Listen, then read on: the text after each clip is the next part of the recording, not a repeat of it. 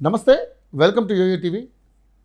ప్రధానంగా చూసుకుంటే 3 అంశాల మీద ఈరోజు ఒక ప్రముఖ వ్యక్తిని మనం ఇంటర్వ్యూ చేయబోతున్నాం. ఆయన ఎవరో కాదు, అడ్వకేట్ దిలీప్ శంకర్ గారు. ఆయన చాలా బిజీగా ఉన్నప్పటికీ కూడా కొన్ని ఏదైతే సబ్జెక్టుల మీద ఆయన చాలా అనర్గళంగా మాట్లాడగలరు, దానికి సంబంధించినటువంటి మంచి ఫుటేజ్ని మనకి ఇవ్వగలరు. సో ముఖ్యంగా చూసుకుంటే ఇప్పుడు తిరుపతి లడ్డు మీద జరుగుతున్నటువంటి రచ్చ అంతా ఇంత కాదు. ఆ లడ్డూలో పవిత్రమైనటువంటి శ్రీ కలియుగ దైవమైనటువంటి వెంకటేశ్వర స్వామి గారి యొక్క లడ్డు విషయంలో దాంట్లో కొన్ని కొవ్వు పదార్థాలు, జంతువులకు సంబంధించినటువంటి కొవ్వు పదార్థాలు కలిపి ఈరోజు ప్రసాదాలుగా పంచిపెడుతున్నటువంటి అంశాన్ని చాలా పెద్ద ఇష్యూగా చూస్తున్నాం. అదేవిధంగా జానీ మాస్టర్ యొక్క ఇష్యూ కూడా చాలా పెద్ద ఇష్యూగా నడుస్తూ ఉంది. ఎందుకంటే ఒక మైనర్ బాలిక ఏదైతే సహచరణ అయినటువంటి డాన్సరు తన మీద సెక్సువల్ హరాస్మెంట్ కేసు పెట్టడం, రకరకాల ఇష్యూస్ నడుస్తూ ఉన్నాయి. సో ముఖ్యంగా చూసుకుంటే ఇప్పుడు దేశంలో కూడా జమిలీ ఎన్నికల హడావుడి కూడా నడుస్తూ ఉంది. ఈ 3 అంశాల మీద దిలీప్ శంకర్ గారిని అడిగి అనేక విషయాలు తెలుసుకునే ప్రయత్నం చేద్దాం. శంకర్ గారు నమస్తే. నమస్తే అన్నగారు, చాలా రోజులు తరచు కలిసాం. మీరు కూడా ఫుల్ బిజీగా ఉన్నారు, ఢిల్లీ టు హైదరాబాద్. సో ముఖ్యంగా చూసుకుంటే ఈ తిరుపతి లడ్డు ఇష్యూ చాలా పెద్ద ఇష్యూగా మారిపోయింది. నిజంగానే పవిత్రమైనటువంటి కలియుగ దైవమైనటువంటి శ్రీ వెంకటేశ్వర స్వామి వారి యొక్క లడ్డు ప్రసాదాల్లో కూడా ఇలాంటి దారుణమైనటువంటి అంశాలు మనం చూస్తున్నామంటే, గతంలో ఫుడ్ విషయంలో చూసాం, అక్కడ జరిగినట్టు టికెట్ల అమ్మకాల విషయంలో చూసాం. ఇప్పుడు లడ్డు దాకా వచ్చేసింది. లడ్డు ఇదివరకు సైజు వేరు, ఇప్పుడున్న సైజు వేరు. అది కూడా నాణ్యమైనటువంటి లడ్డు కాదు. గతంలో లడ్డు ఒక వారం రోజులైనా అలాగే గుమగుమలాడుతూ ఉండేది. ఇప్పుడు మొత్తం 2వ రోజుకే పాచిపోయిన వాసన వస్తుంది. సో ఏంటి అసలు నిజంగానే ఆ లడ్డు విషయంలో జరుగుతున్నటువంటి అంశాలు ఏంటి? నిజంగా ఒక రకంగా దురదృష్టకరమైనటువంటి అంశం అంటే, ఎందుకంటే ప్రసాదం అనేటువంటిది మనిషికి ఒక పునర్జన్మ భావాన్ని కలిగిస్తుంది. భక్తి పారవస్యంతో పాటు తమ పాపాలకి ప్రాయశ్చిత్తం దొరికింది అనుకుంటారు. ఎన్నో వ్యయ ప్రయాసాలకు ఓర్చి కాలినడకన వెళ్ళేటువంటి భక్తులైతేనే, లేకపోతే వాళ్ళకు ఉన్నటువంటి ఇతర ప్రయాణ సాధనాల ద్వారా వెళ్ళేటువంటి వ్యక్తులైతేనే, వీరందరికీ కూడా తిరుపతి లడ్డు అనేటువంటిది చేతిలో పడ్డప్పుడు స్వామివారిని నోషం చూసినటువంటి భావన 100 గంటలు చూసినటువంటి ఆలోచన కలుగుతుంది. అట్లాంటి ఒక లడ్డు చుట్టూ రాజకీయం చోటు చేసుకోవడం నిజంగా దురదృష్టకరం అండి. ఎందుకంటే మనందరం కూడా తిరుపతి లడ్డు ప్రియులమే కాదు, ఎంతో ఆసక్తిగా ఎవరన్నా ఒక ₹1,00,000 పెన్ను మనకి ఇస్తానంటే కూడా ఒక 2 లడ్డులు పట్టుకొచ్చారంటే అదే ఎక్కువ గిఫ్ట్గా భావిస్తాం. అలాంటిది ఈరోజు లడ్డు చూస్తే నిజంగా వేరే వ్యర్థ పదార్థాలు కలిసినాయా, నిజంగా జంతువులకు సంబంధించినటువంటి కొవ్వు పదార్థాలు అడల్టరేషన్ కోసం, కృత్రిమమైనటువంటి నెయ్యి తయారు చేయడం కోసం కలిపారా అనేటువంటి భేద భావన మనకు వచ్చేటువంటి పరిస్థితి వచ్చింది. అంటే ఇది సరైనటువంటి విధానం కాదు. కాబట్టి ప్రభుత్వం తక్షణమే అసలు ఆ క్యాఫ్ రిపోర్ట్ అనేటువంటిది మరింత స్పెసిఫిక్గా, ఎందుకంటే ఇప్పుడు దాకా టీడీపీ పార్టీకి సంబంధించినటువంటి ప్రతినిధులు చూపెడుతున్నటువంటి దానిలో కింద 7 పాయింట్స్లో అది ఏ విధమైన ఆయిల్ అయినా అవ్వచ్చు.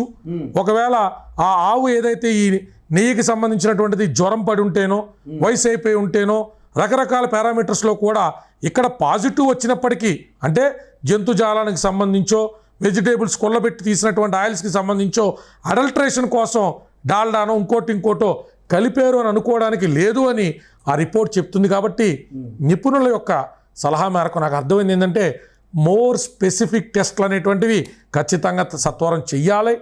నిందితుల్ని ఎవరనేటువంటిది పట్టుకోవాలి. ఈ 3 శాంపిల్స్ అనేటువంటిది కొన్ని సంవత్సరాలుగా జరుగుతున్నదిగా. చంద్రబాబు నాయుడు గారి హయాంలో కూడా ఆ ప్రాశస్త్యాన్ని కానీ, ఆ పవిత్రతను కానీ కాపాడడానికి 10-15 సార్లు ట్యాంకర్లలో క్వాలిటీ చెక్ చేసి బాలేదు అంటే తిరిగి వెనక్కి పంపించారుగా.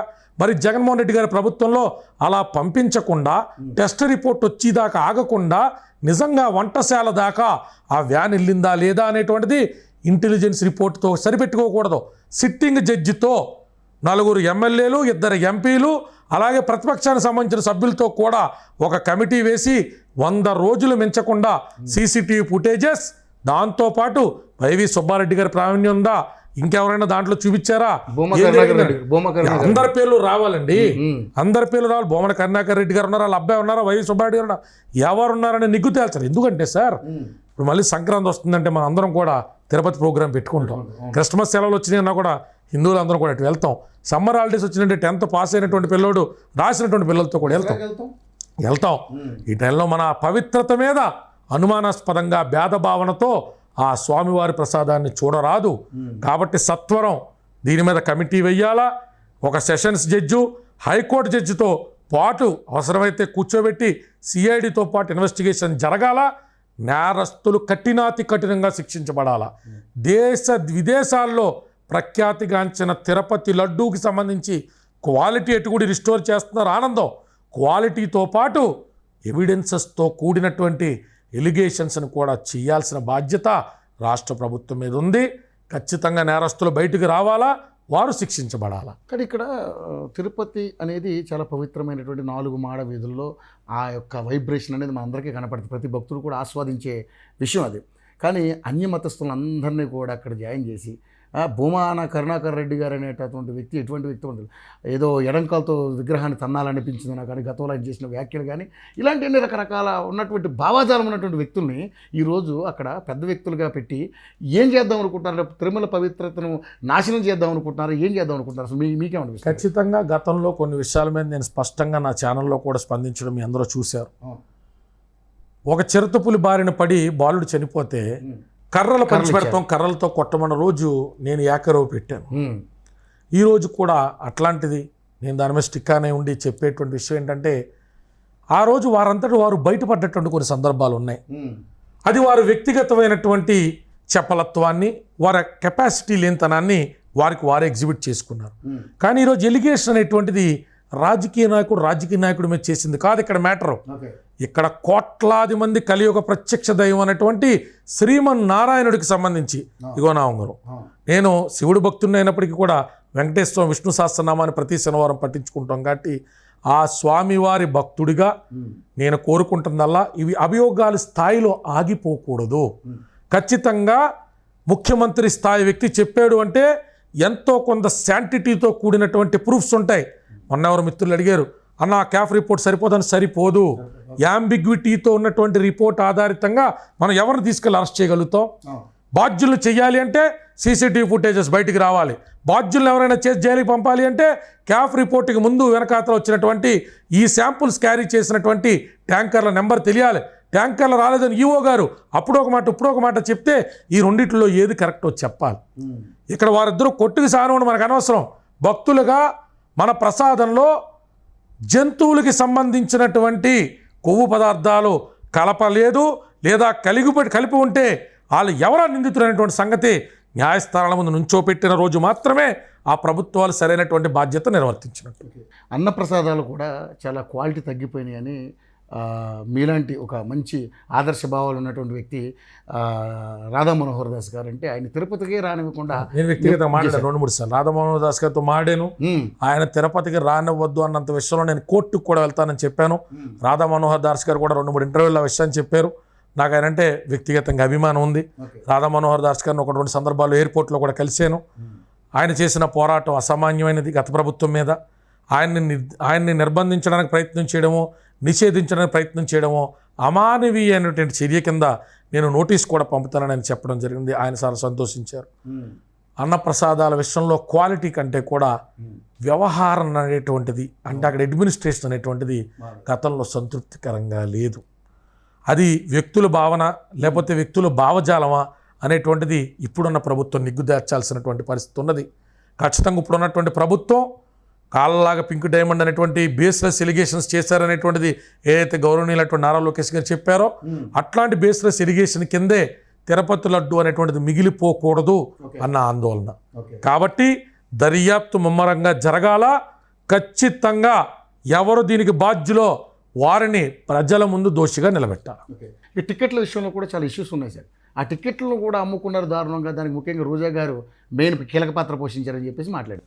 దాని మీద కూడా మీరు మాట్లాడేది నేను చూడదు, కానీ దాని మీద ఇప్పుడే సమాధానం. ఖచ్చితంగా గతంలో కూడా నేను చెప్పాను, ఎలిగేషన్స్ అన్నిటిని కూడా కొత్త ప్రభుత్వం వచ్చిన తర్వాత అవసరమైతే ఒక సిట్టింగ్ టీం అనేటువంటి దాన్ని కాన్స్టిట్యూట్ చేసి ఇన్వెస్టిగేషన్ చేసి వీరందరూ కూడా ప్రజాప్రతినిధుల కింద అనర్హులు అని నేర ఆరోపణ అనేటువంటిది తేలితే డిక్లేర్ చేసి మళ్ళీ ఇలాంటి వ్యక్తులను ఎవరిని కూడా ఎలక్షన్లో పార్టిసిపేట్ చేయకుండా చేయాలి. అయితే ఇక్కడ ఇన్వెస్టిగేషన్ అనేటువంటిది జరగకుండా ఆధారభూతమైనటువంటి అభియోగాలు చేయకుండా అర్ధరహితంగా అభియోగాలు మాత్రమే రాజకీయ కోణంలో చేసావు అంటే మనం ఎంత ఏకరవ పెట్టినా ప్రజల నుంచి వారికి వచ్చే మద్దతును ఆపలేం. రోజా గారి మీద వ్యక్తిగతంగా మనం విమర్శ చేసేయచ్చు, కానీ ఆధారాలు చూపించకపోతే మనం ఆ భాష పాలవుతాం. కాబట్టి రాజకీయపరమైన విమర్శ నిజంగానే ప్రజా ప్రాతినిధ్యాన్ని గౌరవాన్ని వీరు తాకట్టు పెట్టారా అన్నది న్యాయస్థానాల్లో తేరాలా. అలాగే దర్యాప్తు సంస్థలు కూడా అలసత్వం చూపించకుండా ముమ్మరం చెయ్యాలా. ఎలిగేషన్స్ అన్ని మనం చూడగా ఎన్ని రాజకీయ విమర్శలు అనుకునే స్థాయి రాకూడదు. ఆల్రెడీ రాజకీయాలకు విలువ తగ్గిపోతుంది. ఎంక్వైరీ ఉండాలి. సో ఖచ్చితమైన ఎంక్వైరీ ఉండాలా. ఇది బేస్లెస్ ఎలిగేషన్ కాదు, ఇది బేస్ఫుల్గా ఉంది. కొరాబరేటివ్ ఎవిడెన్స్, డైరెక్ట్ ఎవిడెన్సెస్ దీంట్లో ఉన్నాయి. చూడండి, కోర్టు సబ్మిట్ చేసామని ప్రజాక్షేత్రంలో వాళ్ళని దోషులుగా నుంచోబెట్టాలి. అది నా అభిప్రాయం సార్. రాజకీయ విమర్శలు అంటే పొద్దున్నెత్తే మనం చూస్తూనే ఉంటాం. వాళ్ళు వీళ్ళు అంటారు, వీళ్ళు అంటారు. తద్వారా ప్రజలకు ఒరిగింది ఏంటి? నాణ్యమైనటువంటి పరిపాలన పక్కన పెట్టండి, నాణ్యమైనటువంటి ఆరోగ్యాన్ని పక్కన పెట్టండి, నాణ్యమైనటువంటి ఆహారాన్ని పక్కన పెట్టండి. కనీసం మన కర్మలు ఎంత ఉన్నా, ప్రభుత్వాలు ఎలాగున్నా, భగవంతుడి సన్నిధానంలో అయినా సేద దేవదాం అనుకునేటువంటి భక్తులకి ఇంత పెద్ద గుండెపోటు కలిగించేటువంటి పిడుగులాంటి వార్తను తీసుకురావడం అంటే ఆషామాషి విషయం అనుకున్నారా? ఎంతమంది భక్తులు తిరుమలలో ఈరోజు ఆందోళన చెందుతూ ఉంటారు. ఆ మహాప్రసాదాన్ని తీసుకున్నామని ఆనందపడాలా, అనుమానపడాలా అనేటువంటి సందిగ్ధత అనేటువంటిది ఎంత పెద్ద కర్మ అండి. అలాంటి కర్మ నుంచి సత్వరం తప్పించాల్సిన బాధ్యత గౌరవ ముఖ్యమంత్రి వర్యులు నారా చంద్రబాబు నాయుడు గారి మీద, నారా లోకేష్ గారి మీద, కూటమి ప్రభుత్వం ఉన్నటువంటి పెద్దల మీద ఉంది. చేస్తారని నమ్ముతున్నాం. దోషుల్ని ప్రజల ముందు నిలబడతారని, మన పవిత్రతకు భంగం వాటిల్లకుండా శాశ్వతమైనటువంటి చర్యలు తీసుకుంటారని మనస్ఫూర్తిగా నమ్ముతున్నాను సార్. ఓకే, ఇక ముఖ్యంగా చూసుకుంటే సార్, జానీ మాస్టర్ ఇష్యూ చాలా తీవ్ర స్థాయికి వెళ్ళిపోతుంది. ఆయన దాదాపుగా మనం అరెస్ట్ చేసి కూడా ఇప్పుడు జ్యుడిషియరీ కస్టడీలో కూడా తీసుకున్నారు. సో నిజంగానే ఇది బేస్లెస్సా లేకపోతే నిజమనేది ఉందనుకుంటున్నారు? ఎందుకంటే ఆ అమ్మాయి దాదాపుగా 7 సంవత్సరాలు 2017 నుంచి ఇప్పటి వరకు ట్రావెల్ అవుతూ జస్ట్ 1 ఇయర్ నుంచి ఆమె గ్యాప్ ఉంది వాళ్ళిద్దరి మధ్య. మరి 7 సంవత్సరాలు ఏం చేసింది అమ్మ? ఇప్పుడు ఎందుకు ఈ ఎలిగేషన్ తీసుకొచ్చింది అనేది పెద్ద అనుమానం. అందరూ కూడా ఇదే క్వశ్చన్ అడుగుతున్నారు. వాళ్ళతో పాటు పనిచేసిన సీనియర్ డాన్సర్లు కూడా ఇదే మాట చెప్తా ఉన్నారు. సో నిజంగా దీంట్లో ఏంటి సార్, శాంటిటీ ఉందనుకుంటున్నారా? అంటే ప్రస్తుతానికి కోర్టులో ఉన్నటువంటి అంశం కింద బాధ్యతాయుతమైన న్యాయవాది వృత్తిలో ఉంటా నేను ప్రిజుడైస్తూను సబ్జుడైస్తూను మాట్లాడకూడదు. నేను జడ్జిమెంట్లుగా వ్యాఖ్యానించడం కంటే కూడా నాకు 376 అదర్ సెక్షన్స్ మీద ఇంపాక్ట్ కంటే పోక్సో మీద మాత్రమే నాకు ఆందోళన నేను నిన్న మొన్న ఇచ్చినటువంటి ఇంటర్వ్యూలో కూడా వ్యక్తపరిచాను. ఇక్కడ అమ్మాయి కన్సెంట్తోనే ఉన్నప్పటికీ, 5-6 సంవత్సరాలు ఇష్టంతోనే ఉన్నప్పటికీ, మొదటి పరిచయం ప్రణయం అనేటువంటిది 18 ఏళ్ల లోపల ఉంటే ఆ అమ్మాయి కన్సెంట్కి విలువ లేదు. అది క్రైమ్ కిందే కోర్టు పరిగణిస్తుంది. ఇవాళ మనం మోరల్ టర్ప్లిట్యూడ్తో మనం మోరల్గా మాట్లాడేటువంటి వ్యాఖ్యలకి, లీగల్గా మాట్లాడేటువంటి వ్యాఖ్యలకి చాలా తారతమ్యం ఉంటుంది. మనం మోరల్గా అయ్యో జానీ మాస్టర్తో ఉంటా, జానీ మాస్టర్తో ఇష్టం లేకుండా ఉన్నదా, అన్నిసార్లు రేపు చేస్తారన్నది మనం ఒక సగటు మనిషిగా మాట్లాడచ్చు. కానీ న్యాయవాదిగా కోర్టులో మనం ఇట్లాంటి వ్యాఖ్యానాలు చేస్తే కోర్టు బయటకు పంపుతుంది. కోర్టు మనకు నిర్దేశించినటువంటి న్యాయ సూత్రాలకు అనుగుణంగా ఆ అమ్మాయి అప్పుడు మైనర్ అయి ఉంటే ఎన్ని సంవత్సరాల తర్వాత అయినా వచ్చి కేసు పెట్టేటువంటి వెసులుబాటు భారతదేశ న్యాయ వ్యవస్థ అమ్మాయికి ఇచ్చింది. Please understand this point. Okay, ఈ విషయం చాలా మంది తెలియట్లేదు. అన్ని రోజులు ట్రావెల్ చేసిన ఇప్పుడు కేసు చేసే అవకాశం ఉందని అడుగుతున్నారు. ఉన్నది పూర్తిగా న్యాయపరంగా పిల్లకి ఎన్ని సంవత్సరాల తర్వాత అయినా నేను మైనర్గా ఉన్నప్పుడు పలానా వ్యక్తి వంచాడు అని కంప్లైంట్ ఇచ్చి నిరూపించుకునేటువంటి అర్హత, అవకాశం భారతీయ శిక్షా స్మృతి న్యాయ వ్యవస్థ అమ్మాయికి ఇస్తుంది. ఓకే సార్, నిజంగా జరిగి ఉంటే సార్ డిఎన్ఏలో తెలిసే అవకాశం ఉందంటారా? అంత గ్యాప్ తర్వాత ఇక్కడ డిఎన్ఏ కంటే కూడా ఇక్కడ దీనికి పోక్సో నిరూపించడం డిఎన్ఏ అవసరం లేదు. ప్రిలిమినరీగా వారిరువురు కూడా ఆ టైంలో కలిసి ఉన్నారనేటువంటి ప్రాథమికమైనటువంటి ఆధారాలు, కొంతమంది కళ్ళతో చూసినటువంటి సాక్షులు, అప్పుడు ఆ అమ్మాయి డేట్ ఆఫ్ బర్త్ ప్రకారం అంటే ఎస్ఎస్సి సర్టిఫికెట్ కానీ, బర్త్ సర్టిఫికెట్ కానీ, ఆధార్ కార్డు ద్వారా ఇప్పుడు ఈ అమ్మాయికి ఈ వయసు అంటే అప్పుడు అమ్మాయికి ఆ వయసు ఉంటుంది. ఆ టైంలో జానీ మాస్టర్ కలిశారు. ఎస్, ప్రైమా ఫేస్ ఎస్టాబ్లిష్ అవుతుంది అన్నప్పుడు క్రాస్ ఎగ్జామినేషన్లో గట్టిగా నిలబడితే గనక ఆ అమ్మాయికి ఇప్పుడు చెప్పినటువంటి ఎలిగేషన్స్కి ప్రాథమిక ఆధారాలున్న పోక్సో చట్టం రీచ్ అయితే శిక్ష పడేటువంటి అవకాశం ఉంటుంది. అలాగే ఇతని దగ్గర ఏమి సస్టైనబుల్ ఎవిడెన్సెస్ ఉన్నాయనేటువంటిది జానీ మాస్టర్ కూడా బెయిల్ మీద బయటకు వచ్చిన తర్వాత మాత్రమే మనం వ్యాఖ్యానించగలుగుతాం. వారిది ఒక వాదన, ఈమెది ఒక వాదన, మధ్యస్థంగా ఒక నిజం అనేటువంటిది కోర్టు తేలుస్తుంది. అప్పుడు దాకా మనం ఓపికగా పరిశీలించడం, న్యాయపరంగా జరగబోయేటువంటి అంశాలు. ఎందుకంటే మీకు తెలుసు, గతంలో నేను షణ్ముఖ్ జశ్వంత్ విషయంలో కానీ, ఈ చందు సాయి విషయంలో కానీ, ఎంతోమంది ప్రముఖ యూట్యూబ్ ఇన్ఫ్లుయెన్సర్సే కాకుండా ఒకరిద్దరు సినిమా తారల విషయంలో కానీ నేను దేశవ్యాప్తంగా సుప్రీంకోర్టు నుంచి తెలంగాణ హైకోర్టు, ఆంధ్ర హైకోర్టు వరకు, మన ఎల్బీ నగర్ డిస్ట్రిక్ట్ కోర్టు దాకా ఈ 376 పోక్సో కేసులో SC/ST అట్రాసిటీలు చేసాం. నాకున్న అనుభవం రీత్యా నిన్న జానీ మాస్టర్ గారి భార్య నాకు ఫోన్ చేసి అడిగినప్పుడు ఏ రకంగా అయితే చెప్పామో అటువంటి విషయాలు మనం ప్రస్తావించగలుగుతాం తప్ప ఖచ్చితంగా ఇందులో వీరిది తప్పు వీరిది ఒప్పు అని చెప్పే అధికారం మనకి లేదు. ఓకే, కానీ నిజంగానే పోక్సో అనేది కనుక జానీ మాస్టర్ మీద ఒకవేళ ప్రయోగిస్తే ఏంటి, ఎలా ఉండబోతుంది కేసు? ఖచ్చితంగా 7 సంవత్సరాల నుంచి యావజ్జీవ శిక్ష పడేటువంటి పెద్ద సెక్షన్స్ అండి. ఓకే, బెయిల్ కూడా అంత తేలిగ్గా దొరికేటువంటి సెక్షన్స్ కాదు. ఇవన్నీ కూడా హీనియస్ ఇన్ నేచర్. మహిళ పట్ల జరిగిందా అనేటువంటి కోణం కంటే కూడా కోర్టు కానీ బెంచ్ కానీ దీన్ని చూసేటువంటిది ఇది సమాజం పట్ల వ్యతిరేక చర్యగా చూస్తుంది, అగెనెస్ట్ టు సొసైటీ. కాబట్టి ఇట్లాంటి కేసెస్ విషయంలో ఆచితూచి వ్యవహరించాలా. నేను జానీ మాస్టర్ భార్యకి కూడా అదే విషయాన్ని చెప్పాను.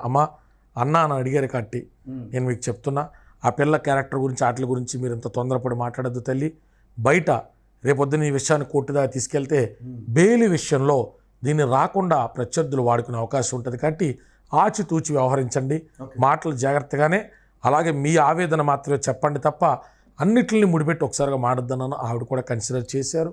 సో దాట్స్ ఇట్ అండి. సో మీడియాలో ఇలాంటి విషయాలు మాట్లాడడం వల్ల రేపొద్దున జానీ మాస్టర్కి ఆ ఉచ్చు బిగుసుకునే అవకాశం ఉంటుంది. ఖచ్చితంగా కదండి. ఇప్పుడు బెయిల్ ఏ గ్రౌండ్స్ మీద రిజెక్ట్ అవుతుంది, బెయిల్ మీద జానీ మాస్టర్ బయటకు వస్తే, జానీ మాస్టర్ చాలా విస్తృతమైనటువంటి సర్కిల్ కలిగినటువంటి వ్యక్తి, సమాజంలో చాలా ఇన్ఫ్లుయెన్సిబుల్ పర్సనాలిటీ, అట్లా దేశవ్యాప్తంగా పేరున్నటువంటి మాస్టర్ ఈ అమ్మాయిని బెదిరించవచ్చు, అదిరించవచ్చు, ఏదైనా హాని చేయొచ్చు, లేదా ఎవిడెన్సెస్ని ట్యాంపర్ చేయొచ్చు అనే పబ్లిక్ ప్రాసిక్యూటర్ ఈ అమ్మాయి తరపున బెయిల్ డినై చేస్తాడు. మరి దానికి కోర్టు ప్రూఫ్ ఏంటి అంటే, చూడండి స్వయంగా జానీ మాస్టర్ గారి భార్య వచ్చి ఎలా మాట్లాడిందో చూడండి అంటే బెయిల్ రావడం కష్టం అవుతుంది కదా. సో మనం ఆవేదన సమంజసమే, కానీ చెప్పుకోవడానికి ఇలాంటి నిందపడ్డప్పుడు కాస్త సంయమనం పాటించాల్సినటువంటి ఆవశ్యకత ఉంటుంది. ఓకే, చట్టంతో పని కాబట్టి కొంచెం జాగ్రత్తగా ఉండాలి, చూసి మాట్లాడాలి. జానీ మాస్టర్కి చెప్పుకునే రోజు వస్తుంది సార్. ఎప్పుడు ఆయన చీకట్లో ఉండిపోడు కదా, ఎప్పుడు జైల్లోనే మగ్గిపోడు కదా. బయటకు వచ్చిన తర్వాత ఆయన వాదన, మీలాంటి మీడియా మిత్రులు, ఎంతో ధర్మచింతన కలిగినటువంటి వ్యక్తులు అందరూ కూడా ప్రజల మధ్య చర్చకు తీసుకొస్తారు కదా. You have to wait it. So Jani master మీద ఇటువంటి ఎలిగేషన్ పెట్టడానికి గల కారణాలు మీరైతే ఏమనుకుంటున్నారు వ్యక్తిగతంగా, అంటే లాయర్గా కాకుండా వ్యక్తిగతంగా? ఎందుకంటే ఆయన మనందరికీ సుపరిచితులే, మనందరికీ తెలిసిన వ్యక్తి. గతంలో ఇట్లాంటి ఎలిగేషన్స్ ఎప్పుడు కూడా ఆమె రాలే. ఎందుకంటే ఆమెకు ఆల్రెడీ 4 లక్షలు ఖర్చు పెట్టి కార్డు కూడా ఇప్పించినటువంటి పరిస్థితి మనం చూసాం. వాళ్ళకే కాదు, ఎంతోమంది డాన్సర్లను కాపాడినటువంటి అంశాన్ని మనం చూసాం. అటువంటి వ్యక్తి ఇటువంటి ఇష్యూస్లో ఇరుక్కోవడం అనేది కొంచెం బాధాకరమైన విషయం అయినప్పుడు కూడా మనం దీని మీద అంటే లీగల్కి వెళ్ళాలి కాబట్టి ఎలా ఉండబోతుంది అన్న? మీరు బిగినింగ్ ఆఫ్ ద క్వశ్చన్లో ఒక మాట అడిగినారు, ఎందుకు జానీ మాస్టర్కి ఇలా అని.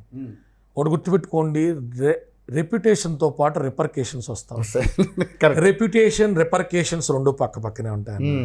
మనం సంఘజీవులం. అవును, సంఘజీవులం కాబట్టి 100 మందిని కలిసినాం అనుకోన్నా, వృత్తి రీత్యానో వ్యక్తిగతమైనటువంటి అవసరాల రీత్యానో స్నేహం కోసం కలిసినాం అనుకోండి, 100కి 100 మందితో మనకి సమకూడిపోతుందా? కాదుగా. ఓ 30 మంది 40 మంది మనల్ని విభేదించే వాళ్ళు ఉంటారు, మన దగ్గరికి వచ్చి మన దగ్గర ఎత్తి మన వెనకాతలు మాట్లాడే వాళ్ళు ఉంటారు. నువ్వు సెలబ్రిటీవి కాబట్టి, నీకు రెప్యుటేషన్ ఉంది కాబట్టి, ఇదిగో నేను నీ గుడ్డగాల్సి నీ మొక్క మీద ఎత్తానని బ్లాక్మెయిల్ చేసే దరిద్రులు ఉంటారు.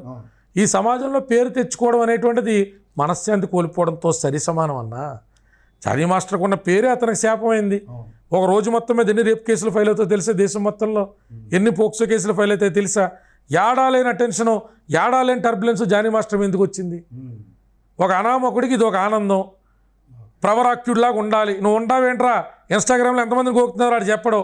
సోషల్ మీడియాలో డేటా ఫ్రీ కదన్నా, జియో వచ్చిన కాడి నుంచి ఎవడగాడు పెడతా ఉన్నాడు కమెంట్లు, జానీ మాస్టర్ ఇలా ఉండాలి, జానీ మాస్టర్ అలా ఉండాలి.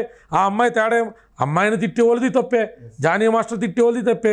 నిజాలు మీకు అంత ఉత్సాహం ఉంటే లా డిగ్రీ పట్టుకుని లాయర్లే కోర్టుకి రండి అబ్బా, లేదా కోర్టులో మీరు సరదాగా పర్మిషన్ తీసుకొచ్చి ప్రొసీడింగ్స్ చూడండి. సోషల్ మీడియాలో కూర్చుని మీడియా జడ్జిమెంట్లు ఎందుకు? ఆయన పబ్లిక్ ఫిగర్ కాబట్టి ఏదైనా మాట్లాడచ్చు.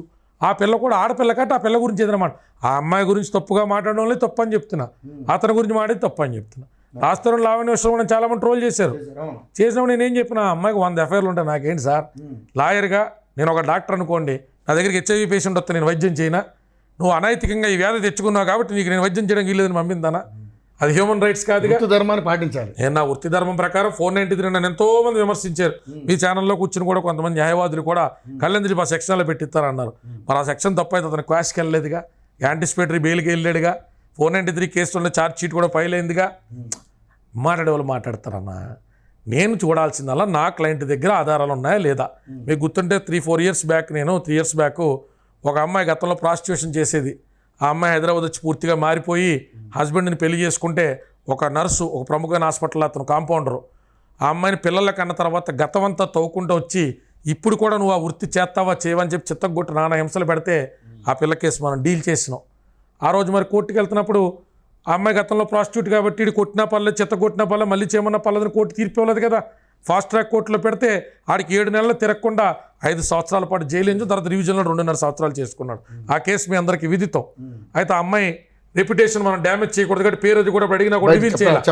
మరి ఈరోజు లావణ్య కేసు విషయంలో లావణ్య యూర్తో మాడితే నాకేంటన్నా, నేను లాయర్ కింద చూడాల్సింది 493 ఇంగ్రీడియంట్స్ ఉన్నాయా లేదా, రాస్తున్న అనే వ్యక్తి దొంగ పెళ్లి చేసుకున్నాడా లేదా, పోని చేసుకుని అమ్మాయి క్యారెక్టర్ నచ్చకపోతే సరైన విధంలో బయటకు వెళ్ళాడా లేదా, ఎగ్జిట్ సరిగ్గా ఉందా లేదా, అవి పరిగణలో నేనైనా కోర్టైనా తీసుకుంటాం.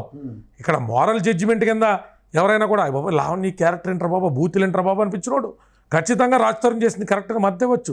నువ్వు ఇచ్చావు కదా అని కోర్టు ఇవ్వదు కదా. దాని లెక్కలు దానికి ఉంటాయి. సామాజికంగా మనం ఆడది అంటే ఇలా ఉండాలంటాం, మగోడు అంటే ఇలా ఉండాలంటాం. మరి మగోడి కింద రాజతరం కొన్న 10 ఎఫ్ఐఆర్ల గురించి ఎవడో మాట్లాడే, మగోడి కింద 10 ఎఫ్ఐఆర్లు చేస్తాడు శృంగార పురుషుడు రసిగుడు, ఆడది చేస్తే లంజా. ఇదేగా సొసైటీ, అంతేనా? అంటే మన యొక్క చెప్పలత్వం, మన యొక్క లో లెవెల్ మైండ్ సెట్ అన్నది. ఒక ఆడది ఏ వృత్తి, ఇప్పుడు లావణ్య అన్న అమ్మాయికి ఒక తండ్రి ఉన్నాడు, ఒక తమ్ముడు ఉన్నాడు, ఒక భర్త ఉన్నాడు. మరి వీళ్ళ ముగ్గురులో ఎవరి సంరక్షణలో ఉంటే వాళ్ళదే బాధ్యత కదన్నా. వాళ్ళ సంరక్షణలో ఉండి ఈ అమ్మాయి గాడి తప్పిందనుకో పూర్తిగా అమ్మాయి క్యారెక్టర్ లేని అమ్మాయి సరిగ్గా ఎగ్జిట్ చేసుకోపోయావా కదా, నీ క్యారెక్టర్ బాగాలేదు, పద్ధతి బాగాలేదు, నువ్వేం డైవర్స్ అన్నాయంటే అప్పుడు మన అర్థం చేసుకున్నది లీగల్గా మ్యారేజ్ కాదు, ఒక అమ్మాయి రాసుకుని విడిపోదామనో ఆ అమ్మాయిని కన్విన్స్ చేసో లేకపోతే కోర్టులో అప్లై చేసో రైట్ వేలో కాకుండా అతను ఎస్కేప్ అయిందని నేను విభేదించాను తప్ప అతని మీద వ్యక్తిగతంగా నాకు కక్ష ఎందుకు ఉంటుంది? మా ఇద్దరికి ఏమైనా సరిహద్దు తగాదాలు ఉన్నాయా, గోడ పంచాయతీలు ఉన్నాయా, ఎందుకు గొడవ పడతాయి? ఏవు కదన్నా. ప్రొఫెషనల్గా నిన్న కూడా ఒకళ్ళు అడిగారు, లావణ్య విషయంలో ఆడపిల్ల సపోర్ట్ చేశారు, నేను ఈ అమ్మాయి విషయంలో చేయరాను. సార్ అక్కడ ఆడపిల్ల మగోడా కాదు. ఆ రోజు రాస్తారు నా క్లయింట్ అయి ఉంటే నా క్లయింట్ పూర్తిగా నిర్దోషని నేను నమ్మి మనస్ఫూర్తిగా వాదించాల్సిన బాధ్యత ఉంటుంది. ఇక్కడ నా క్లయింట్ ఎవరైతే నన్ను అప్రోచ్ అవుతారో నా వృత్తి ధర్మం రీత్యా, నేను తీసుకున్నటువంటి నిర్ణయం రీత్యా, ఐపీసీ మీద నేను తీసుకునే ప్రమాణం రీత్యా వారిని నేను నిర్దోషని నమ్మే ఆఖరి నిమిషం వరకు పోరాడాలి. అది నా వృత్తి ధర్మం అన్నా. నా వృత్తి ధర్మానికి నా వ్యక్తిగత నైపుణ్యాన్ని ఎలా జోడించమంటారు? కానీ ఇక్కడ లావణ్య వాళ్ళ మదరే తన మీద ఎలిగేషన్ చేసినటువంటి ఇప్పుడు లావణ్యాల ఫాదర్ మదరే బిగినింగ్లో కేసు అప్పుడు కూడా మన ఆఫీస్కి వచ్చారు, మీ అందరికీ ఇంటర్వ్యూలు ఇచ్చారు. గతంలో ఈ అమ్మాయి వ్యవహార శైలి, ఈ అమ్మాయి డబ్బులను తీసుకెళ్ళి రాష్ట్రానికి ఇస్తుందో ఎవరికి ఇస్తుందో చెప్పినటువంటి టైంలో తల్లిదండ్రుల కింద మా కూతురు ఎలా చేసింది అలా చేసిందని అప్పుడు రాష్ట్రాలనే పంపించినటువంటి ఒక వ్యక్తి ఆ కాల్ రికార్డ్ చేశారన్నది ఈ అమ్మాయి వాదన. ఆ అమ్మాయి తల్లిదండ్రులు కూడా మమ్మల్ని మా పిల్ల గురించే కంటిన్యూస్గా నెగిటివ్గా చెప్పి అటువంటి అభిప్రాయాన్ని తీసుకొచ్చారండి. కాలక్రమేణా మా కూతురు గురించి తెలుసుకోవడం వల్లే కదా మళ్ళీ లాక్డౌన్ కానించి ఈ రోజు వరకు కూడా ఆ కపుల్స్ ఇద్దరికి మేము సహకరించామని చెప్తా వాళ్ళందరూ కలిసి తిరిగినటువంటి వీడియోలు కూడా సరిపోయి కదా. ఏ కుటుంబం అంటే గొడవలు ఉండవన్నా. ఇక్కడ లావణ్య నేను సపోర్ట్ చేయట్లేదన్నా. లావణ్య కేసులో ఇంగ్రీడియంట్స్ని నిష్పక్షపాతంగా చూడండి అంటున్నా. రాజతరుణ్ తప్పంట్లా, లావణ్యది ఒప్పనట్లా నిష్పక్షపాతంగా చూస్తే మన ఎమోషనల్గా మన అనుభవాలు జోడించకపోతే ఆడెవడ కమెంట్ పెట్టాడు, నాకు ఇలాంటి దిక్కుమాల గర్ల్ ఫ్రెండ్ ఉండేది, దాన్ని వదిలించుకోవడానికి నాకు టైం పట్టింది, ఇలాంటి దాంతో ఎంత నరకం ఉంటుందో నాకు తెలిసిన. అంటే అక్కడ వాడు ఏం కంపేర్ చేస్తున్నాడు? వాడి జీవితంలో జరిగినటువంటి ఒక భయానకమైన సంఘటనని మళ్ళీ లావణ్యం చూడగానే గతం గుర్తు చేసుకున్నాడు. ఎవరు బాబోయ్ నీకు అర్థమైందా? ఇప్పుడు ఇక్కడ ఎవరైనా ఏదైనా అంశాన్ని చూసేది రేషనల్గా చూసేవాళ్ళు 10% ఉండరన్నా. రిమైనింగ్ వ్యక్తులంతా కూడా వారి జీవితాల్లో జరిగినటువంటి అంశాలు రీత్యానే చూస్తారు కదా. ఇప్పుడు నాకు ఎక్కడో ఒక కులం వ్యక్తితో ఇబ్బంది అయిందనుకో, నీకు నాకు లైక్ మైండెడ్ మెంటాలిటీ ఉందనుకో, నా అనుభవం నువ్వేం చేస్తావు, మొత్తం ఆ కులం అందరికి ఆపాదించి చూడడం మొదలెడతావు. అవునా కదా? ఇది మనందరం కూడా సంఘజీవులు అన్న ఏ రకమైనటువంటి అభిప్రాయాలు ఇన్ఫ్లుయెన్స్ లేకుండా బతకలేం. ఇన్ని చెప్తున్నాం మనం స్పీడ్గా రా టెండ్లు గారు ఇలా ఆడకూడదురా, ఈ అమ్మడి కవడరే కొట్ట మనం వెళ్ళి ఆడచ్చు కదా. అది అర్థమైందా? అది ఇక మన పెవిరియన్లో కూర్చుని అలా కింద బోల్ట్ రూల్స్ చేశారు నన్ను. ఏకంగా ఎవరెవరో వక్తలు వచ్చి ఒకళ్ళేమో ₹1,00,000 టెండర్ ఎట్టాను అన్నారు.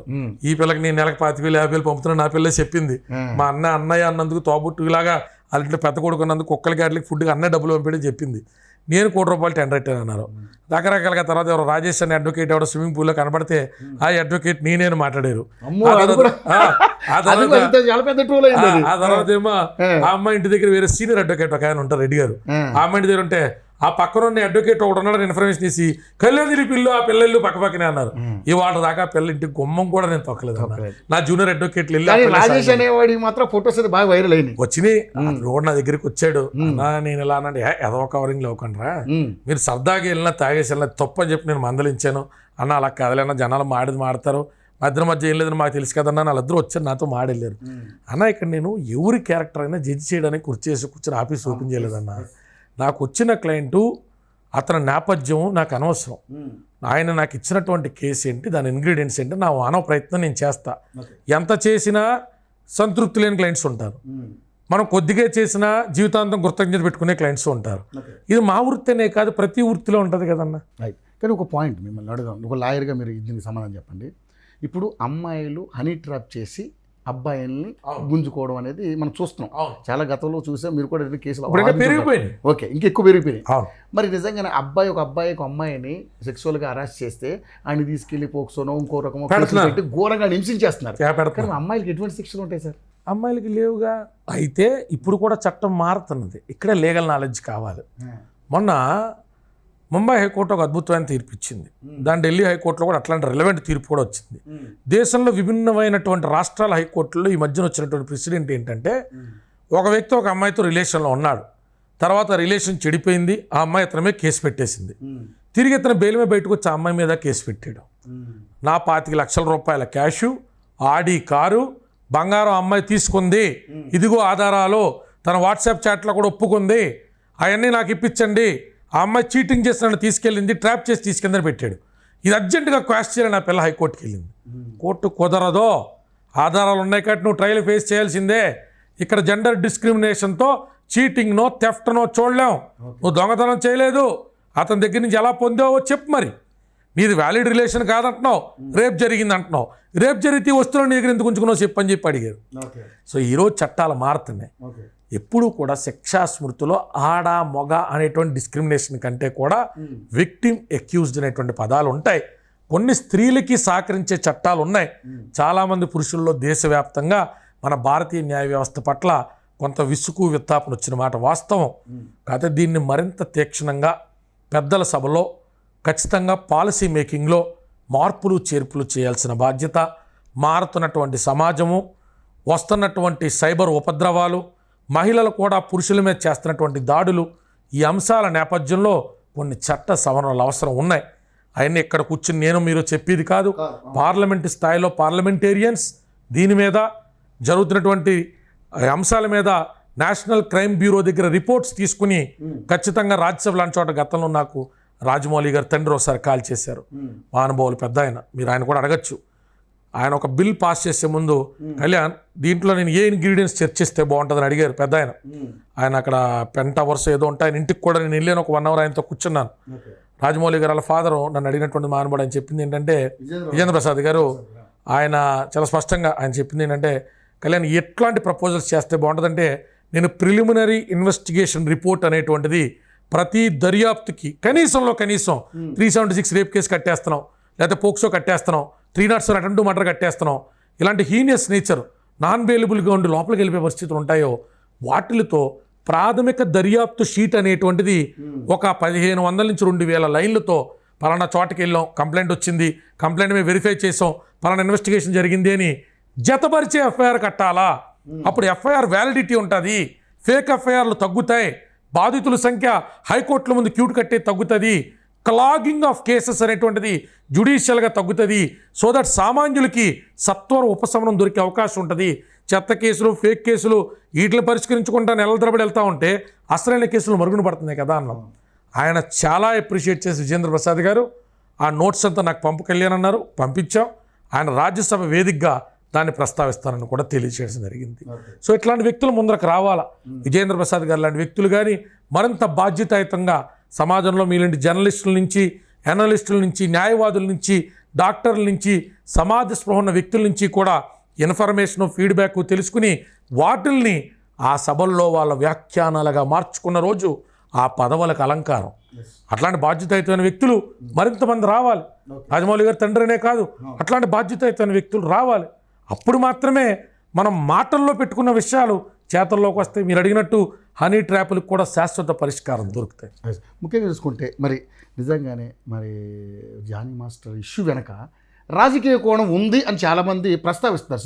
సినిమా పెద్దలు కూడా ప్రస్తావిస్తున్నారు, రాజకీయ ప్రముఖులు ప్రస్తావిస్తున్నారు. ఏంటంటే ఇక్కడ పవన్ కళ్యాణ్ని తప్పించి తన కొడుకుని లోకేష్ బాబుని ముఖ్యమంత్రిగా ప్రొజెక్ట్ చేయాలనుకుంటే ఇది చంద్రబాబు నాయుడు వ్యూహంలో ఒక భాగం అంటున్నారు. ఎక్కడి నుంచో బోడుగొంటికి మోకాలకి ముడిపెట్టి ఎక్కడికో తీసుకెళ్లారు. మరి ఒక సీనియర్ లాయర్గా, ఒక సినిమా ఇండస్ట్రీకి సంబంధించినటువంటి అదే జనసేన పార్టీకి సంబంధించినటువంటి నాయకుడిగా ఏంటి సార్ దీన్ని ఎలా చూస్తారు అసలు? నేను ప్రస్తుతం ఏ పార్టీతో లేనన్నా. గతంలో జనసేన పార్టీ ఉన్నారు, అదే ఓకే. ఏదో ఇసుకంత రవ్వంత నా ప్రయత్నం నేను చేసిన అంతే. ఓకే, ఆ పార్టీ ఎప్పుడు అధినాయకుడు ఒక ముఖం మీద నడిచే పార్టీ తప్ప మేమంతా ఎవరు అనామోకుల కింద వచ్చినాం అంతే. మాకేం స్టాండర్డ్ ఉంటుంది అందులో. అయితే విషయం ఏంటంటే చంద్రబాబు నాయుడు గారు చేశారు, లోకేష్ గారు చేశారు లాంటి వ్యాఖ్యలు కాన్స్పిరసీకి అందంగా ఉంటాయి, వినడానికి వినసొంపుగా ఉంటాయి తప్ప ఏం అవసరం ఉంటుందన్న. జానీ మాస్టర్ ఖచ్చితంగా పార్టీలో ఒక నెల పాటు కష్టపడినారు, దేశవ్యాప్తంగా పేరు గడించినటువంటి వ్యక్తి. అలాగని చెప్పి జనసేన పార్టీలో ఆయన కొట్టేస్తే పార్టీ పడిపోయేంత పిల్లర్ కాదు కదా. ఆయన కొట్టేస్తే కేడర్లో మొరేలు దెబ్బతినే పరిస్థితి లేదు కదా. ఆయన మీద పెట్టినటువంటి కేసుల నుంచి ఆయన మళ్ళీ వైట్ షీట్ల బయటకు వస్తారు కదా. పవన్ కళ్యాణ్ గారిని టార్గెట్ చేయాలంటే పవన్ కళ్యాణ్ గారిని చేస్తారు కానీ జానీ మాస్టర్ని ఎందుకు చేస్తారు? లేదా పార్టీలో చేయాలనుకుంటే క్రియాశీలకమైన వ్యక్తి ఎవరిని టార్గెట్ చేస్తే పవన్ కళ్యాణ్ అనేటువంటి వ్యక్తి మొరేల్ అనేటువంటి సొసైటీలో దెబ్బతింటే వాళ్ళని టార్గెట్ చేస్తారు. సో జానీ మాస్టర్ ఉదంతంలో కొంత మన వైసీపీ మిత్రులకి కాస్త ఆనందం కలిగించి ఉండొచ్చు తప్ప తద్వారా మిగతా పార్టీల ప్రమేయం ఉంటుందని నేను అనుకోవట్లా. వైసీపీ ఉండొచ్చా పోనీ అన్న? వైసీపీ ఉందా, టీడీపీ ఉందా? ఇక్కడ ఒక పాయింట్ ఏంటంటే సార్, ఇది ఇందాక మీరు చెప్పారు, బయట నేను మళ్ళీ అడగాలి. ఏమవుతుందంటే ఏదైతే మొన్న ఎలక్షన్స్లో రవిచంద్రారెడ్డి అనే వ్యక్తికి మన ఎవరైతే అల్లు అర్జున్ సపోర్ట్ చేశాడో అక్కడికి వెళ్ళి ఆ ప్రచారంలో పాల్గొన్నాడని చెప్పేసి అది పెద్ద ఇష్యూ అయింది. తర్వాత ఇదే సంబంధించి వాళ్ళిద్దరి మధ్య ఫ్యామిలీస్ మధ్య ఇష్యూస్ నడుస్తుంది, అది అందరికీ తెలిసిన విషయమే. కానీ ఒకవైపు మరి అటువైపు నుంచి కూడా దీన్ని నరుకొస్తున్నారు అనేది పెద్ద ఇష్యూగా నడుస్తుంది. ఏదైనా ఇవన్నీ ఏదో స్పెక్యులేషన్స్ ఉంటాయి కానీ అల్లు అర్జున్ అటువంటి వ్యక్తి నేషనల్ వైడ్గా చాలా పేరుగాంచినటువంటి వ్యక్తి, కష్టజీవి, డిసిప్లైన్డ్ పర్సన్. ఆయన శరీరాకృతిని ఆయన మలుచుకున్నటువంటి విధానం అందరికీ ఆదర్శప్రాయం. రామ్ చరణ్ గారు అనేటువంటి వ్యక్తి ఎంబాడిమెంట్ ఆఫ్ డిసిప్లైన్. చిరంజీవి గారి కొడుకు, చిరంజీవి గారి మేనల్లుడి నుంచి మనం డ్యాన్స్ మాస్టర్లను టార్గెట్ చేసే పరిస్థితి చూస్తామా అన్న?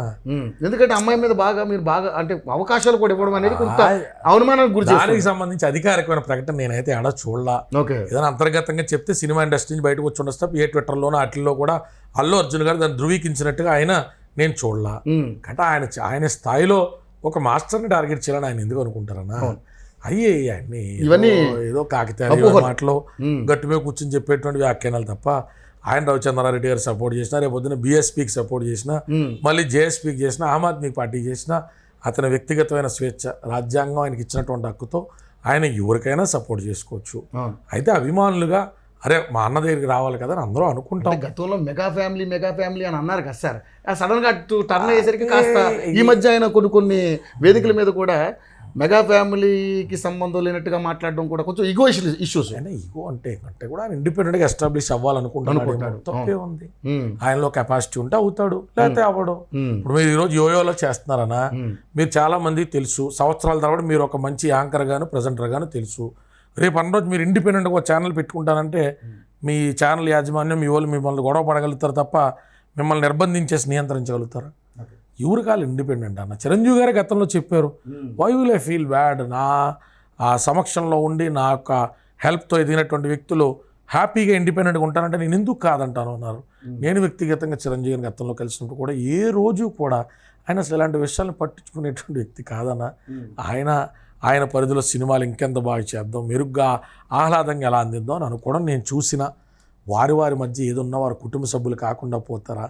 అల్లు సురేఖ గారే కదా ఈరోజు కొణిదెల సురేఖ గారు, సొంత మేనత్తే కదా. మేనల్లుడి మీద ఆప్యాయత ఎలా పోతుంది, మేనత్త మీద ఎలా పోతుంది? బ్లడ్ ఇస్తే ఎక్కడ దాని వాటర్ అన్న. ఈరోజు ఇవన్నీ చిన్న చిన్న టీ కప్లో తుఫాన్ లాంటివి.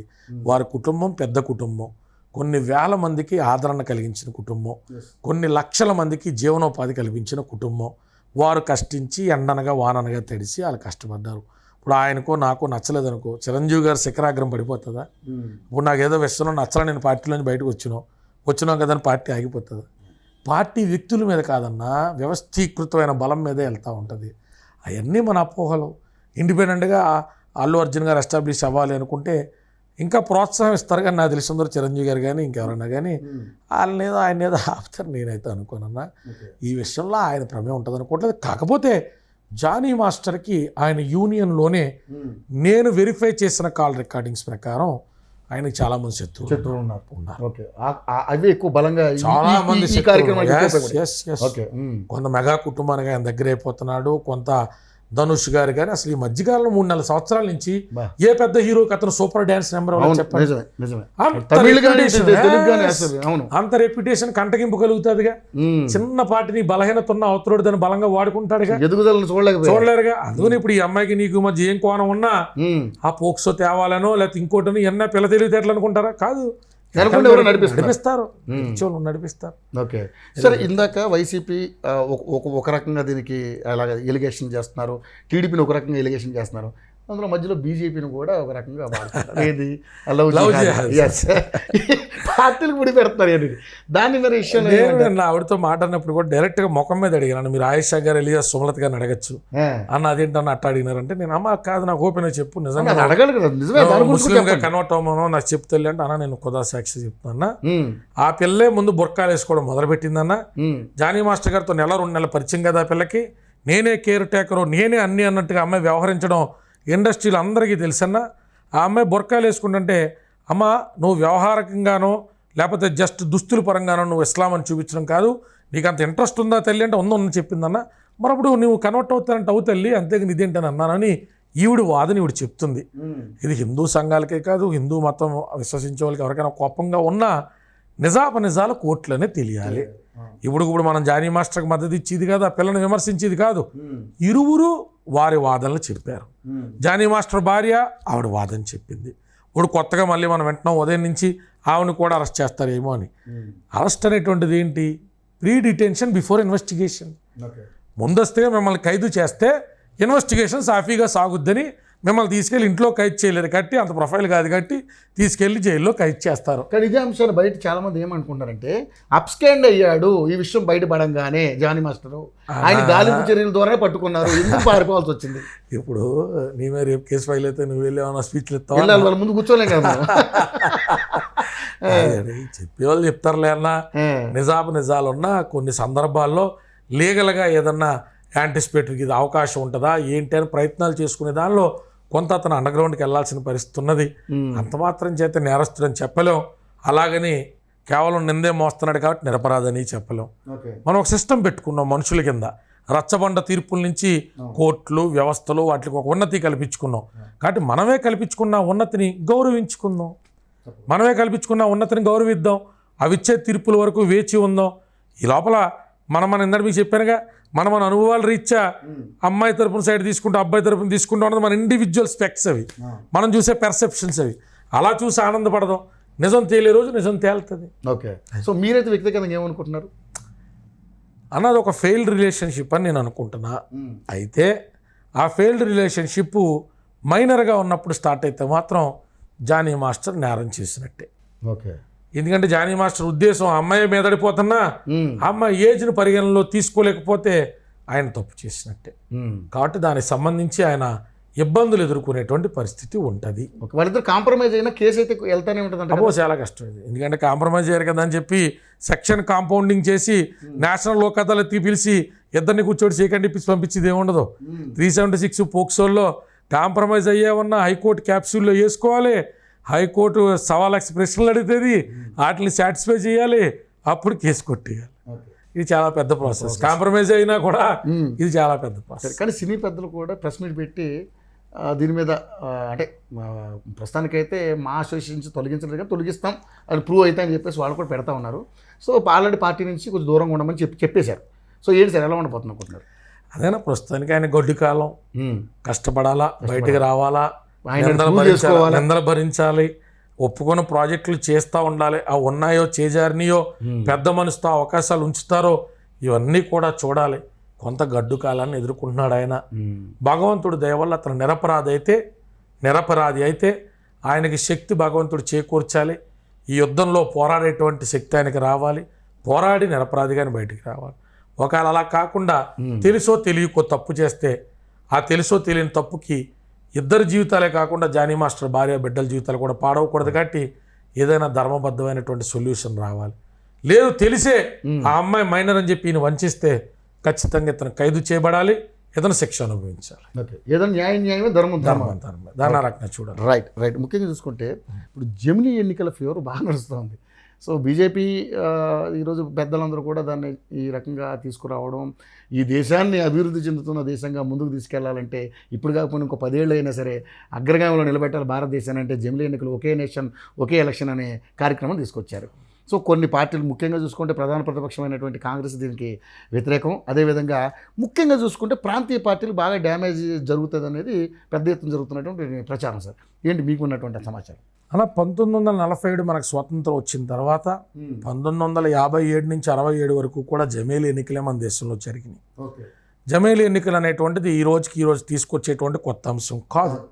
అయితే జమేలీ ఎన్నికలు అనేటువంటివి ఒక దేశం ఒక ఎన్నిక అంటే ఏంటి, పంచాయతీ ఎన్నికల కానించి మీకు జిల్లా పరిషత్తులు, అలాగే మెంబర్ ఆఫ్ లెజిస్లేటివ్ అసెంబ్లీకి సంబంధించిన ఎమ్మెల్యేకి సంబంధించినటువంటి ఎలక్షన్స్, లోక్సభ, అలాగే లోక్సభకు సంబంధించి ఎంపీ ఎలక్షన్స్, రాజ్యసభకు సంబంధించి అన్నీ కూడా ఒక దాటి మీద జరిగినప్పుడు మాత్రమే దేశవ్యాప్తంగా ఒక నిర్ణయాన్ని తీసుకుంటే పార్టీలకు అతీతంగా ప్రజల దాకా, అభ్యర్థులు అర్హుల దాకా వెళ్తాది అనేటువంటిది ఆ జమేలీ ఎన్నికలను ప్రతిపాదించేటువంటి బీజేపీ ఏతర ఎన్డీఏ కూటమికి సంబంధించినటువంటి అభిప్రాయం.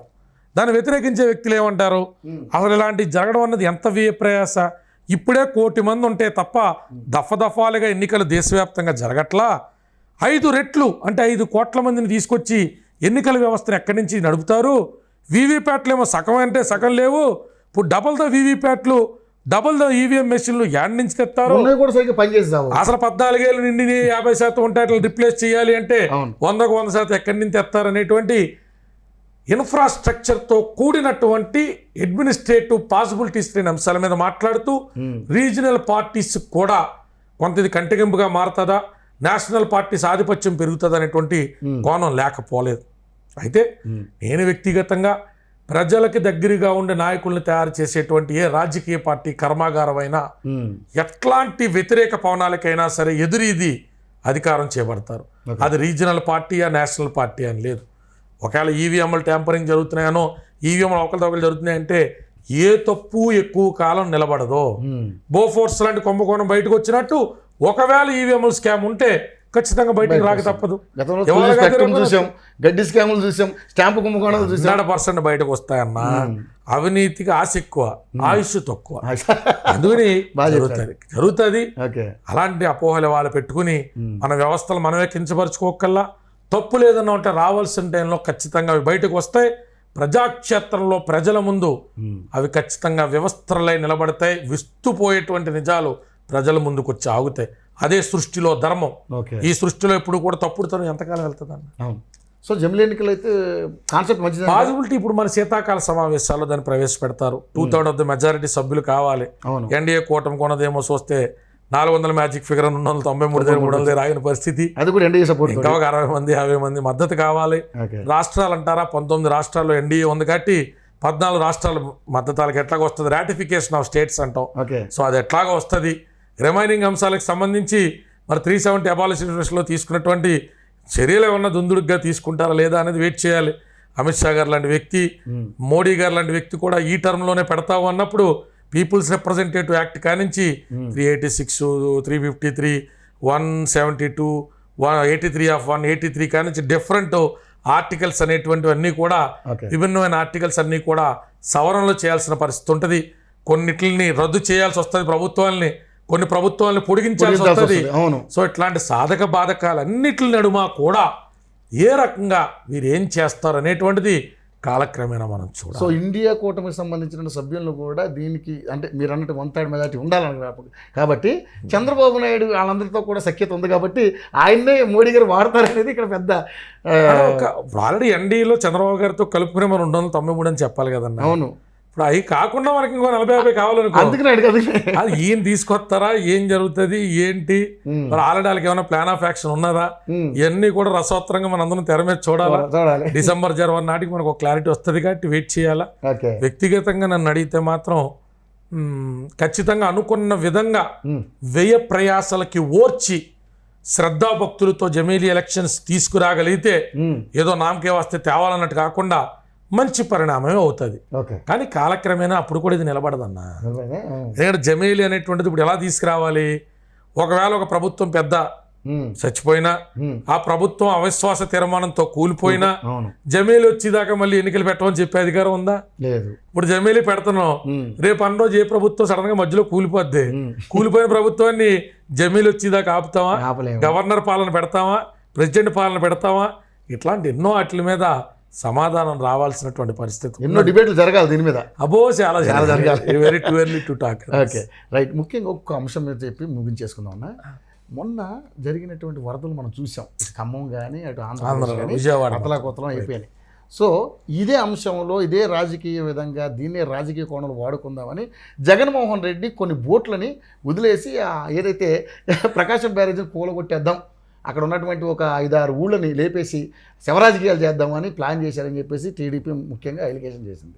దీంట్లో నిజాలు ఏంటి సార్ ఒక్కసారి? ఇప్పుడు 30 టన్నులకు సంబంధించిన బోట్లు 3 వదిలేరు అన్నారంటే సుమారు 100 టన్నులు పైచిలుకని. 100 టన్నులు వచ్చి కడితే ఖచ్చితంగా పిల్లర్కైతే డ్యామేజ్ జరుగుతుంది.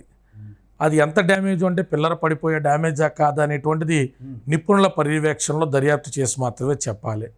బోట్లు ఆ వరద ఉధృతి తట్టుకోలేక ఒడ్డును కడితే కొట్టుకుంటూ వచ్చినాయా, లేదా మానవ కుచ్చితత్వంతోనే దాన్ని వదిలేరా అనేటువంటిది దర్యాప్తు సంస్థలే తెలియచేయాలి. అవేమీ చెప్పకముందే ఇప్పుడు నేను జగన్మోహన్ రెడ్డి గారు నాకు వ్యతిరేకం అనుకో, జగనే పంపాడు బోట్లు అంటే కొంత హుందాగా ఉండదేమో కదన్న. రంగులు కూడా ఉన్నాయి కదా దాని మీద, రంగులు తప్పే ఉందన్న. అది కూడా వాళ్ళు చేస్తున్నారు. ఇప్పుడు ఏదైనా డ్యామేజ్ చేయాలన్నప్పుడు ఏ ఆర్డెక్సో పురమాయించుకుంటాడు, డ్యామేజ్ చేయాలంటే ఇంకేదైనా మెటీరియల్ చూస్తారు. బోట్లు వదిలి బోట్లతోనే చేయాలన్నది నాకెందుకు కన్విన్సింగ్ అనిపించలే, నాకు వ్యక్తిగతంగా అనిపించలా. దాన్ని ఏదైనా ఆధారభూతంగా జగన్మోహన్ రెడ్డి దగ్గర మార్కులు కొడదామని ఆ వ్యక్తి దగ్గర ఎవరైనా ఎమ్మెల్యే ఆస్పిరెంటో గత మాజీ ఎమ్మెల్యే ఇదిగో ఈ ఆధారాలు పకరాన్ని చేశాడని చెప్పి మనం కోరిలేట్ చేస్తూ కేసు రూపంలో ప్రూవ్ చేస్తే అప్పుడు అందరూ ఏకీవించాలి. నందిగం సురేష్ ఇంకా చాలా మంది వ్యక్తులు దాని వెనకాల ఉన్నారని చెప్పేసి మాట్లాడుతూ ఉన్నారు. సరే అన్న, ఆధారాలు ఇటు కూడా బయటకు వచ్చినాయి అనుకో, అప్పుడు ఎలాగ మన అందరం ఒప్పుకోక తప్పదుగా. మన వ్యక్తిగతమైన అభిప్రాయాలు ఏమన్నా మనందరం చట్టరీత్యా గౌరవించాలనుకున్నప్పుడు, చట్టాన్ని గౌరవించాలన్నప్పుడు పోలీసులు దర్యాప్తు రిపోర్ట్ ఇచ్చారనుకో, అది స్టాండ్ సస్టైన్ అయిందనుకో, ఎన్ని సంవత్సరాలకైనా శిక్ష పడాలిగా. అట్లాంటి అకృత్యాలకు నిజంగా ఎవరైనా పాల్పడి ఉంటే అంతకంటే హీనమైన చర్య లేదు. దేశద్రోహంతో మూడు పెట్టాలి. దేశద్రోహం కంటే హీనం కదన్నా. ఆ వరదల్లో నిజంగా అట్లాంటి అకృత్యానికి ఇప్పటికైతే మనుషులు ఎవరో చేశారని నేను అనుకోవట్లా, చేసి ఉంటే అంతకంటే నీచమైన పని ఉంటుంది నిజంగా. రైట్. ఇక ముఖ్యంగా చూసుకుంటున్నా, ఏదైతే ఈ 100 రోజుల పాలన, సరే 100 రోజులు మనం మీరు ఇందాక మంచి మాట చెప్పారు, 100 రోజుల్లో జడ్జ్ చేసే అంత ఇది ఉండదు. ఎందుకంటే దాంట్లో ఉన్న లోటుపాట్లను తెలుసుకోవడానికే మనకి ఒక సంవత్సరం ఈజీ అయిపోద్ది. సో నిజంగానే ఏంటి సార్ అసలు నిజంగా ఈ కూటమి ప్రభుత్వం ఏర్పడిన తర్వాత మరి మా ఆంధ్రప్రదేశ్ బాగుపడద్దని మీరు అనుకుంటున్నారా? చూడాలన్నా ఇందాక మీరే చెప్పారు ప్రశ్నలు జవాబు కింద. ఒక సంవత్సర కాలంలో మనకు ప్రధానమైనటువంటి విషయం ఏమర్థమవుద్ది, ఇచ్చిన హామీ అమలైందా అవలేదా. ఒకవేళ హామీ అమలు చేయకపోతే ఆ డబ్బుల్ని వేరే ఏదన్నా ప్రజా ప్రయోజనార్థం సమగ్రాభివృద్ధి కోసం ఖర్చు చేశారా, అలాగే ఉద్యోగ అవకాశాలు ఎంత కల్పించారు, లా అండ్ ఆర్డర్ ఎంత చక్కగా మెయింటైన్ అయ్యింది, ప్రభుత్వం తీసుకున్న శాశ్వత ప్రాతిపదిక నిర్ణయాలు ఎన్ని, అమరావతి కాకుండా ఇతర ప్రాంతాల అభివృద్ధి కోసం రాష్ట్ర ప్రభుత్వం చేసిన కృషి ఎంత, కూటమి సఖ్యత ఎంత, ప్రజలకు జరిగిన మేలు ఎంత, ప్రభుత్వ నిర్ణయాలు ఏమిటి, రాజకీయ కక్షలేంటి, ఇలా ఒక 40 అంశాల మీద ఏడాది కాలంలో ఒక 53 వారాల తర్వాత మనం ఏదన్నా మాట్లాడుకోవడానికి అవకాశం ఉంటుంది. 48 నుంచి 53 వారాలు మనం వెయిట్ చేయాలి, సంవత్సరంన్నర వెయిట్ చేయకుండా మనం ఏం తొందరపడతాం, అనలేము కూడా. అంతే 40 అంశాలకు 48 వారాలు 53 వారాలు వెయిట్ చేయాలి. గతంలో వైసీపీ ప్రభుత్వం అప్పుడు కూడా 2019 ఎన్నికలైతే మీకు గుర్తుందో లేదో, 2021 వరకు నేను Teenmar Mallanna online loan apps ఈ కేసులు చేసుకుంటా పోయాను తప్ప రాజకీయ విమర్శలు చేయలేదు. సంవత్సరంన్నర తర్వాతే అసలు మరీ అధ్వానంగా ఉంటే మంత్రులు 2.0 ముందు 1.0 గురించి ఏకరవ పెట్టడం మొదలెట్టి 2.0 దగ్గర దాగడం మీ అందరికీ తెలుసు. సంచలనం లేండి అయినా మనకు తెలుసు. సో అందుకని వెయిట్ చేయాలి. వెయిట్ చేయకపోతే రాజకీయ పార్టీలు ఎటు కూడా విమర్శలు చేసుకుంటే గానీ మనం ప్రస్తుతానికి ఏ రాజకీయ పార్టీతో ఎఫిలియేట్ లేనప్పుడు బాధ్యతతో వ్యాఖ్యలు చేయాలి అంటే మనం ఖచ్చితంగా వెయిట్ చేయాలా, పరిశీలించి ఆధారభూతంగానే మాట్లాడాలి. ఒకవేళ అంటే ఇప్పుడు ప్రస్తుతానికి మీకు ఏ పార్టీతో సంబంధం లేదు అంటున్నారు కాబట్టి రేపు ఒకవేళ కూటమి సక్సెస్ కాకపోతే మీ యాక్షన్ ఎలా ఉండబోతుంది అని అందరం ప్రశ్నిస్తాంగా. మీ స్థాయిలో మీరు ప్రశ్నిస్తారు. డెఫినెట్లీగా మీ అందరికి ఎంతో కొంత కాన్షియస్నెస్ ఉంటేనే మీడియా ఫీల్డ్లోకి వచ్చుంటారుగా, నేను లా ఫీల్డ్లోకి వచ్చుంటానుగా. కాన్షియస్నెస్ ఉన్న ప్రతి ఒక్కళ్ళను అనుకున్న రీతిలో ప్రభుత్వం వెళ్ళకపోతే ప్రశ్నించడం అనేటువంటిది డాక్టర్ బాబాసాహెబ్ అంబేద్కర్ ఇచ్చినటువంటి రాజ్యాంగంతో కూడినటువంటి హక్కు అది. డాక్టర్ బాబాసాహెబ్ అంబేద్కర్ మనకి ఇచ్చినటువంటి రాజ్యాంగం ఏంటి? Dissent in democracy. ప్రజాస్వామ్యంలో నిరసన అనేటువంటిదే ప్రాథమిక పాత్ర పోషిస్తుంది. బాబాసాహెబ్ అంబేద్కర్ చెప్పినట్టుగా మనం ఆ నిరసన అనేటువంటి గళాన్ని వినిపించాల్సినటువంటి అవసరం వచ్చిన రోజు ప్రభుత్వానికి వ్యతిరేకంగా రోజు మాట్లాడదాం. దానికి అర్థం ఉండాలి, ప్రజల నుంచి మద్దతు ఉండాలి, ప్రజలు కోరుకోవాలి. ప్రభుత్వం తరపున మేము మాట్లాడలేకపోతున్నారని గొంతుకు ఉన్నది అన్నప్పుడు స్వచ్ఛందంగా మాట్లాడే మీలాంటి గొంతుకులు వస్తాయి, నాలాంటివి వస్తాయి, చాలామంది వస్తాయన్న. ప్రభుత్వం కూడా దాన్ని యాక్సెప్ట్ చేయాలి.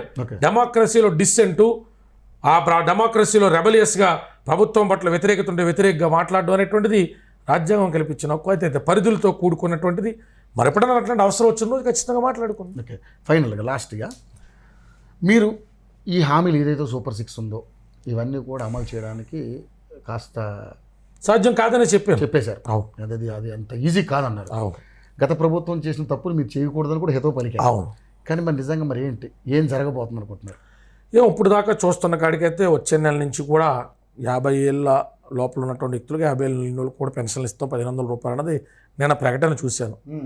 నా ఆందోళన మొదటి నుంచి నేను జగన్మోహన్ రెడ్డి గారి మీద 600 వ్యతిరేకమైన వీడియోలు చేసినప్పుడు నా ఆందోళన ఏంటంటే సమగ్రాభివృద్ధి అంటే రాష్ట్రం మొత్తం రవాణా వ్యవస్థలోనో, ఆరోగ్య వ్యవస్థలోనో, స్త్రీ శిశు సంక్షేమంలోనో, అలాగే విద్యా వ్యవస్థలోనో, ఆర్థిక వ్యవస్థలోనో, ఉద్యోగ కల్పనలోనో ఇలా సమగ్రంగా ఈ జనాల నుంచి వచ్చినటువంటి డబ్బుల్ని, ప్రజాధనాన్ని వేరియస్ ఆస్పెక్ట్స్ డెవలప్మెంట్కి కాకుండా ఓటు బ్యాంక్ రాజకీయాల కోసం ఒక సెగ్మెంట్ ఆఫ్ పీపుల్కి పథకాల రూపంలో డబ్బుల్ని ఉచితాల కింద ఇవ్వడం అనేటువంటిది నేను వ్యతిరేకించిన వ్యక్తిని.